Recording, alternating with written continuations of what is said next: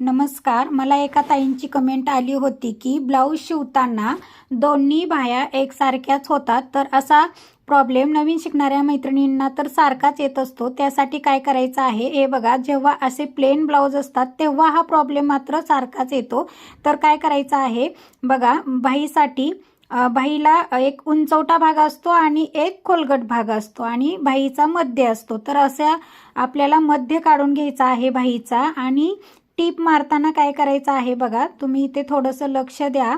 आता टीप मारताना बघा, सुरुवातीला आपण इथे खोलगट भाग घेतलेला आहे आणि असं थोडंसं दुमडून टीप मारतो, बरोबर. असं टीप मारल्यानंतर बघा, दुसऱ्या बाजूला उंचवटा भाग आलेला आहे.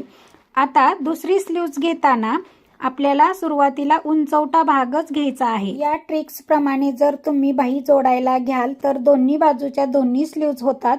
कधीही एका बाजूच्या दोन्ही स्लीव्ज होत नाही. तर नवीन शिकणाऱ्या मैत्रिणींनी ही ट्रिक्स अवश्य वापरायची आहे.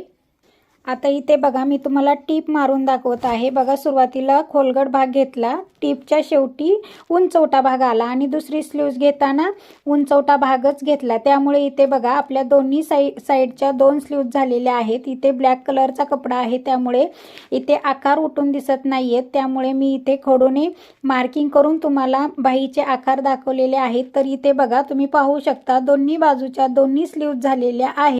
व्हिडिओ आवडला असेल तर व्हिडिओला लाईक करा, कमेंट करा आणि इतरांना शेअर करायला अजिबात विसरू नका. धन्यवाद.